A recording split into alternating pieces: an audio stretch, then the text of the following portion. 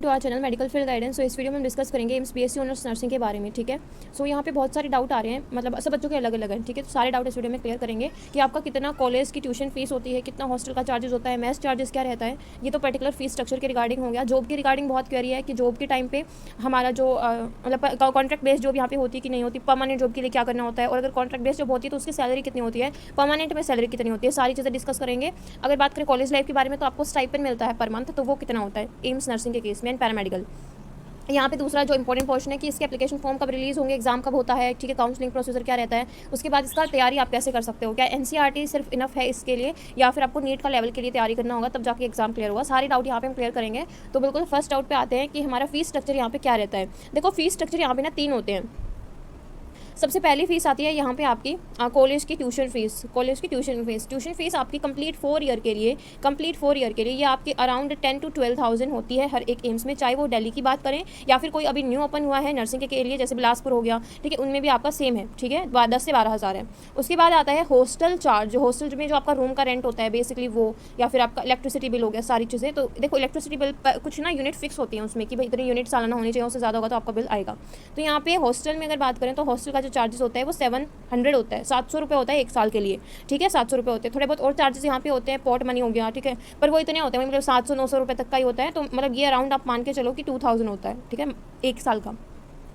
उसके बाद में बात करते हैं मेस चार्जेस के रिगार्डिंग। मेस चार्जेस यहाँ पे हर एक एम्स का अलग अलग है। अगर बात करो एम्स भोपाल के लिए तो वो आपका 3500 to 4000 के करीब रहता है, 3500 से 4000। कहीं वही दिल्ली में भी आपका यही 4000 तक रहता है, पटना में वो 4500 हो जाता है। ठीक है, तो हर एक एम्स में अलग अलग है, मतलब 5000 से ज़्यादा कहीं पर भी नहीं है और 3000 से कम, मतलब 3500 या 3000 से कम भी नहीं है। तो ये पर मंथ आपको पे करना होता है, पर मंथ नहीं, मतलब वो आपका मतलब एम्स का कोई ऐसा मतलब होता है रूल कि वहाँ का हर एक एम्स का अलग होता है। कई 6 महीने का इकट्ठा लेते हैं, कहीं 1 महीने का ही एडवांस लेते हैं, कहीं आपका 2 महीने का लेते हैं, पूरे साल का भी ले लेते हैं। तो वो हर एक एम्स पे वेरी करता है। ठीक है, ये चीज़ क्लियर हो गई है।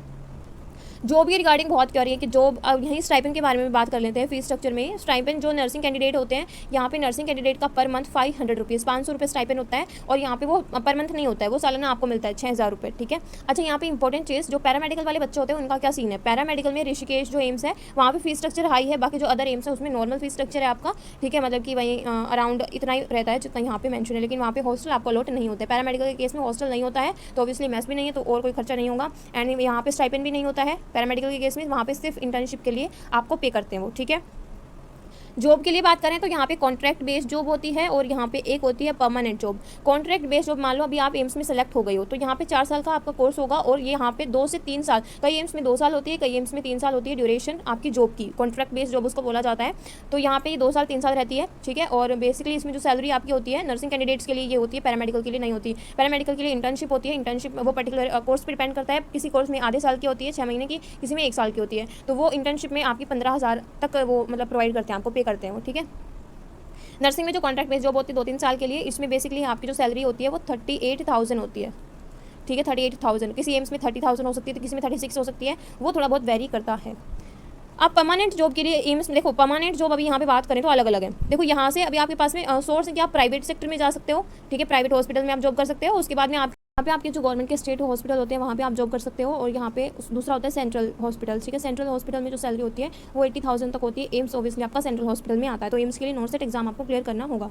ठीक है, गवर्नमेंट के जो हॉस्पिटल होते हैं उनके लिए आपके एग्जाम्स होते हैं वो आपको क्लियर करने होते हैं, और उसमें जो आपकी सैलरी होती है वो अराउंड 40 to 45,000 होती है। ठीक है, ये इनिशियल सैलरी रेंज है। प्राइवेट सेक्टर में मे बी वो आपको 20 to 25,000 प्रोवाइड करें इनिशियल सैलरी। मैंने यहाँ डिस्कस कर दी जॉब के साथ ही। अब बात करते हैं एप्लीकेशन फॉर्म इसके लिए कब आएंगे।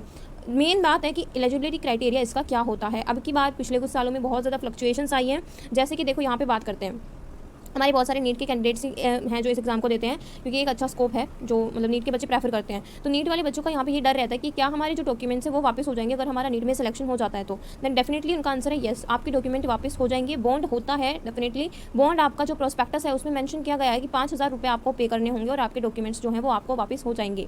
ठीक है, ये चीज़ मेंशन हो गई। अच्छा, दूसरा यहाँ पे एलिजिबिलिटी क्राइटेरिया देख लेते हैं। एलिजिबिलिटी क्राइटेरिया क्या होगा, यहाँ पे बेसिकली 12th में आपके पास में PCB होना चाहिए in case of nursing, and 12th में आपके पास PCB, PCM और PCM भी होना चाहिए इन केस ऑफ पैरामेडिकल। ठीक है, यहाँ पे पेपर पैटर्न की बात करें, वही है ना कि भाई ओबीसी और जनरल के लिए आपका 50% से ऊपर मार्क्स होना चाहिए, यहाँ पे 45% से ऊपर मार्क्स होना चाहिए SC ST के केस में। तो ये कुछ आम बातें हैं जो कि आप ओबियसली प्रोस्पेक्टस में भी चेकआउट कर सकते हो।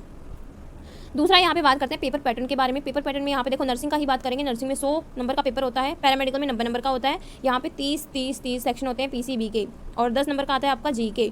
90 नंबर में यहाँ पे पीसीबी और मैथ में से चॉइस होती है, बायो और मैथ में से। तो अगर आप मैथ के स्टूडेंट है तो आप मैथ सेलेक्ट करोगे, वहाँ पे मैथ के 30 क्वेश्चन आएंगे और यहाँ पे बायो के आएंगे, अगर बायो के स्टूडेंट हो तो। ठीक है, एक करेक्ट आंसर है तो 1 मार्क मिलेगा, इनकरेक्ट है तो 0.3 डिडक्ट हो जाएंगे टोटल स्कोर में से, सेम यहाँ पे भी रहेगा।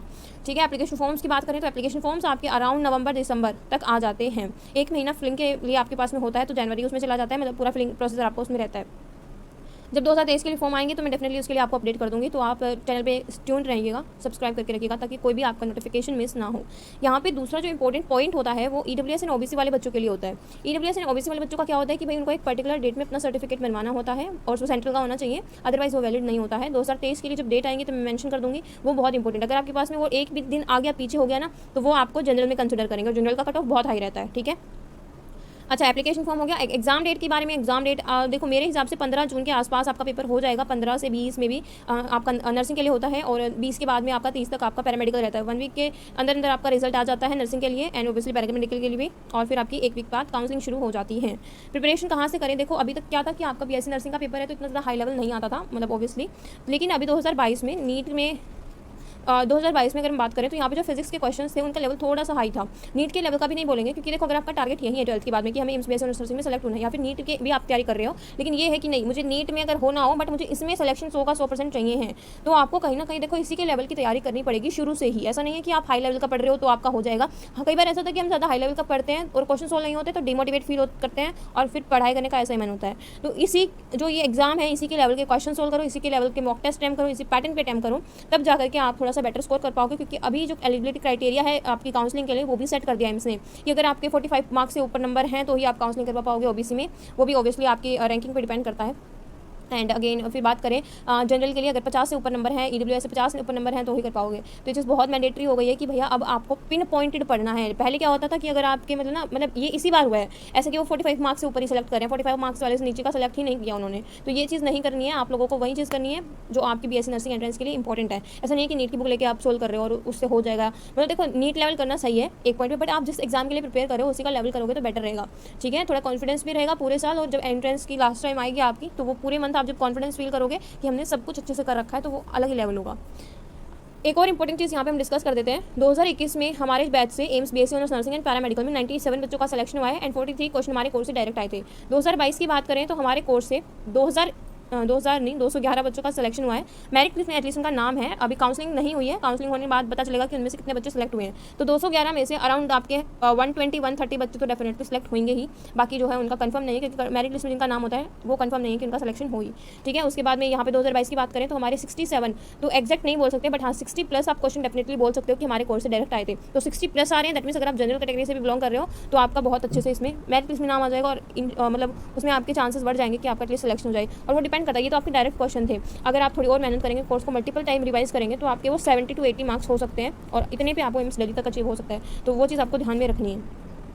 कोर्स से रिलेटेड क्वेरी के लिए आप मुझे कमेंट सेक्शन में बोल सकते हो, या फिर आप मुझे डायरेक्ट व्हाट्सएप पे कनेक्ट कर सकते हो। व्हाट्सएप नंबर मैं आपको डिस्क्रिप्शन बॉक्स में प्रोवाइड कर दूँगी। और दूसरा इंपॉर्टेंट चीज़, टेलीग्राम चैनल जरूर ज्वाइन कर लेना, वहाँ पे काफ़ी सारे अपडेट आपको मिलते हैं पर्टिकुलर हर एक बीएससी नर्सिंग एंट्रेंस एग्जाम के बारे में। ठीक है, तो वहाँ पे कनेक्टेड रहिएगा। उसके अलावा कोई भी अदर डाउट एंड क्वेरी है तो आप डेफिनेटली कमेंट सेक्शन में पूछ सकते हैं। अब बहुत सारे बच्चे होंगे जो बोल रहे मतलब पूछ रहे होंगे कि हम सिर्फ एनसीईआरटी पढ़ेंगे तो क्या हमारा सिलेक्शन हो जाएगा। देखो एनसीईआरटी बायो के लिए सफिशिएंट है। बायो के लिए अगर तुम सिर्फ एनसीईआरटी करोगे, कोई और क्वेश्चन भी नहीं लगाओगे तो भी बहुत आराम से वो चीज़ें हो जाएंगी। But in case of physics and in case of chemistry आपको एक्स्ट्रा पढ़ना पड़ेगा, बट वो लेवल का होना चाहिए। ऐसा नहीं है कि आप नीट का आप एलएन के मॉड्यूल सॉल्व कर रहे हो या आकाश के मॉड्यूल सॉल्व कर रहे हो, वो हेल्प करेंगे आपका, बट वो ये ना कि वहाँ पे भी कुछ क्वेश्चंस होते हैं जो आपके सोल ही ना हो, थोड़े हाई लेवल के रहते हैं, तो उसमें वही डिमोटिवेट फील होगे। तो वही बीएससी नर्सिंग का लेवल ही पढ़ना है। ठीक है, उसके लिए ही आपको बुक सॉल्व करनी है। और यहाँ पे बेसिक लेवल के क्वेश्चंस नहीं आते हैं। कुछ बच्चे बोल रहे हैं कि हम अरिहंत की बुक सॉल्व कर ले, अरिहंत की बुक में बहुत बेसिक क्वेश्चंस होते हैं, उतने भी बेसिक नहीं आते हैं, नीट की तरह हाई भी नहीं रहता है, मॉडरेट क्वेश्चंस होते हैं। ठीक है, और अब की बार फिजिक्स के मॉडरेट टू हाई क्वेश्चंस थे, तो आराम से उनकी तैयारी करनी है। पूरे आपके पास 11 से 12 महीने। ठीक है, thanks for watching this video. कोई भी डाउट एंड क्वेरी है तो आप मुझे कमेंट सेक्शन में पूछ सकते हो।